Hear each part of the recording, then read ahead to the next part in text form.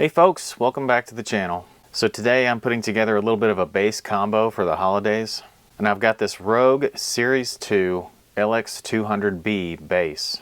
It's kind of a PJ combination and it's a 4-string obviously, but it's got some electronic issues and I've got to replace all the pots.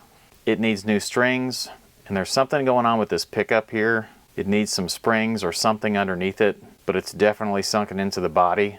The action is quite high. And there's a few other things I want to address while we're working on it today. I've already checked to make sure that the truss rod works. So the next thing I'll do is go ahead and take off the strings.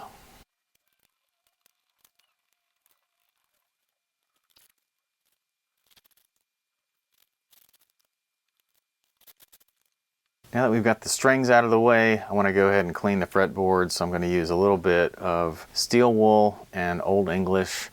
I don't use Old English on every instrument, but I do use it on some of the budget ones.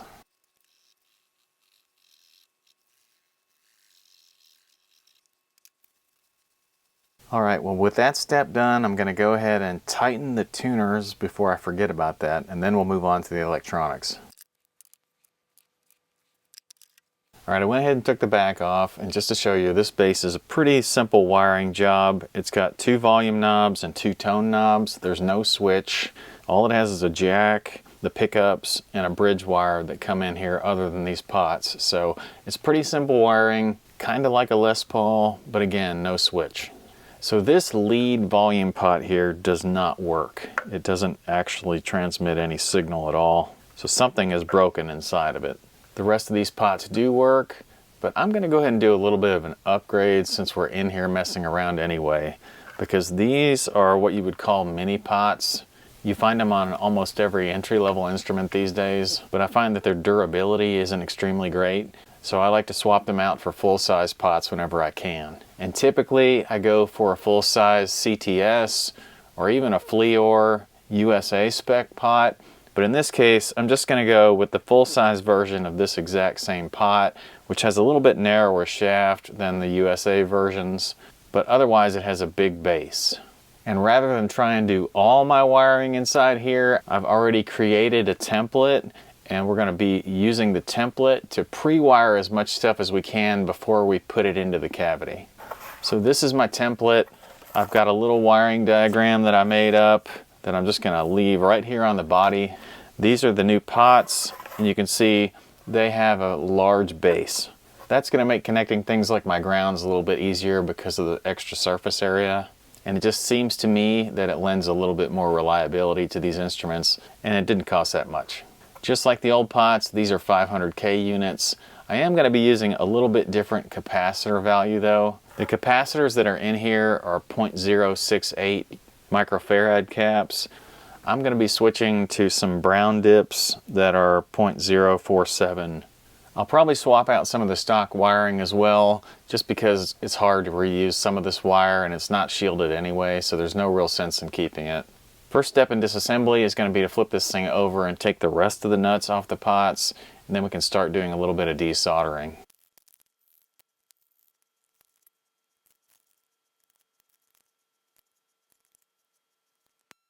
So I've got everything in the cavity stripped down to the bare minimum. I haven't decided if I'm going to take this jack out yet or not, but for now it's still in place. And I want to get started wiring my pots. And the first connections that I always make are the grounds on volume pots. So I just bend that lug back into the body and solder it together. And then the tone pot capacitors, because they really aren't connected to anything except one leg of this pot and ground. So that's where I'm going to start.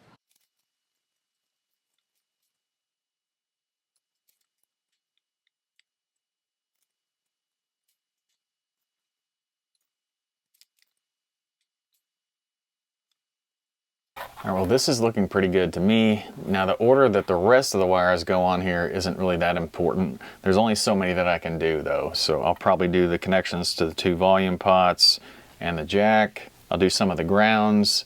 I'll do the tone connections to the volume pot, but I have to leave some of those open because the pickups go in some of the same lugs.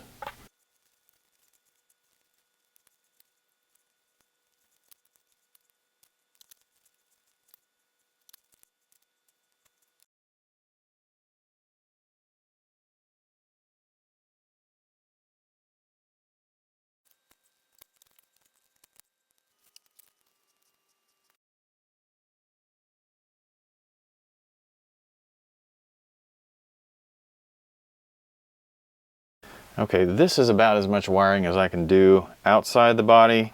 I've got to clean up some of the pickup wires, and then I'll go ahead and put these in the cavity and put the nuts on the front. Alright, well, as I always say, it's difficult to get pictures of wiring while I'm inside a cavity, and that was what was happening while I was wiring in these pickups. But anyway, I've got everything reinstalled, got the back cover back on, and I'll show you some still pictures of how everything looks with the finished wiring installed. Here on the front side, you can see I've got everything mounted. I'm going to address this pickup next. This pickup seems to have fallen into the cavity and it's not coming back out. So I think there's something wrong underneath this. Sometimes there's foam down there, sometimes there's springs down there, but we're going to find out. Well, there is a spring underneath here and foam. It's kind of an interesting setup, to be honest. I'm not sure why it was stuck. It seems to be okay now, so I think I'm just going to reinstall it. I think the only problem is it's just a little bit sticky, and I think maybe it's because this particular screw is not completely square to the hole in the pickup. Maybe a drop of oil will help. That's a little better. Alright, well, I'm going to go off camera and just do a little bit of cleanup around here because there's a bunch of dust and nasty fuzz or something similar, and I'm going to get that out of all the bridge parts and around the pickups, and then I'll come back. Alright, we're all cleaned up now, and I'm going to put on a new set of strings, and I've got a set of Ernie Ball hybrid slinky bass strings. I tend to see this gauge on a lot of new basses for beginners. It's a 105 to 45.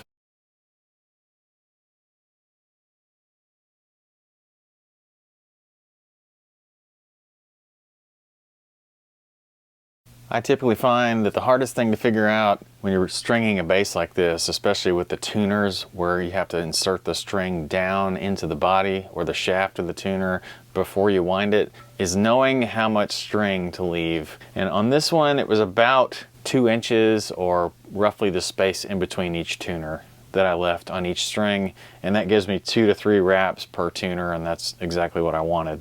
Now, I've been using an Allen wrench to slowly lower each one of these saddles here. I don't know what it is about this bridge, but these saddles are fairly tight together. And I guess if I really wanted to rectify that situation, I could remove each one of the saddles and shave down the sides just slightly. But they just barely pass for me, so I'm not going to go through all that effort on this little bass. What I've been doing is going across the 17th fret and trying to get about 6/64 of action on this side and about 5/64 of action on this side. I'm using Fender's guidelines. I did check the neck relief first, and it's got an acceptable neck relief right now. So having done the action across there with this Allen wrench and these saddle adjustment screws here, I checked the intonation and it's not too bad. If you haven't seen my guide on setting up a Fender jazz bass, I recommend you go check that out. This bass is a lot like a jazz bass because it does have 2 pickups, although it does have a split pickup like a P bass. Fender has you covered there because in their setup instructions for a bass, it includes P bass specs. Now the specs on pickup height are 7/64 of height on the bass side and 6/64 of height on the treble side, and so that's what I've been looking at now.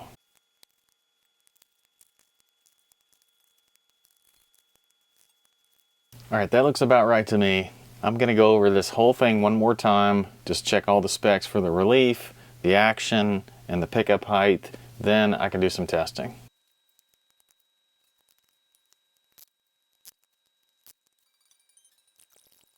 Okay, well, I mentioned I was putting together a little combo package, and that includes a bass and an amp that I'm going to be selling over the holidays. So let's drag out that little amp next, and I'll clean some of the contacts inside of it because it was a little bit dusty when I got it. Okay, this is the amp side of the equation, and it's a Crate B10XL amplifier. I like these little 10-watt bass amps for beginners. They just, I don't know, they don't take up a lot of space, and they're nice and portable, so they have a lot of things going for them. Crate as a brand is kind of a mid-tier, entry-tier brand, but they are made in the USA, so they do have that going for them. And like I said, this one is 10 watts, 30 watts max, and it's got a nice little 8-inch speaker in it. Anyway, the only thing I really need to do to this, because I've already cleaned up the case, is I need to get the head out of here and I need to put some cleaner on these pots.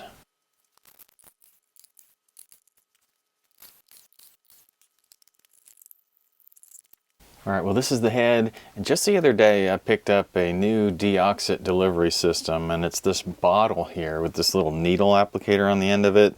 It's really nice for getting into the access holes on some of the pots.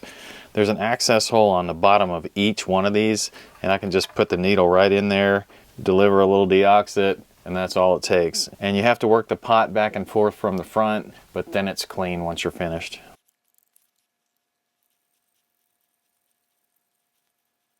And just a little tip from experience, don't leave your knobs all the way turned up or you'll get a surprise when you put this thing back together. It might be pretty loud. Alright, now that everything's finished and tested, I can tell you this bass plays a whole lot better than it used to, and I think it's going to last somebody quite a long time. It pairs well with this nice little bass amp, and it's not overpowering. It's just about right for a bedroom. So anyway, this has been fun. I like doing these little projects from time to time where I do a guitar and an amplifier combo. I appreciate you guys hanging out with me for this one. Thanks for all the likes and the comments. I really appreciate those subscriptions. Be sure to join Hack's Guitar Hobby group on Facebook if you'd like to chat with me and some other like-minded folks. Check out my links on Amazon because those help the channel, and I'll see you guys next time.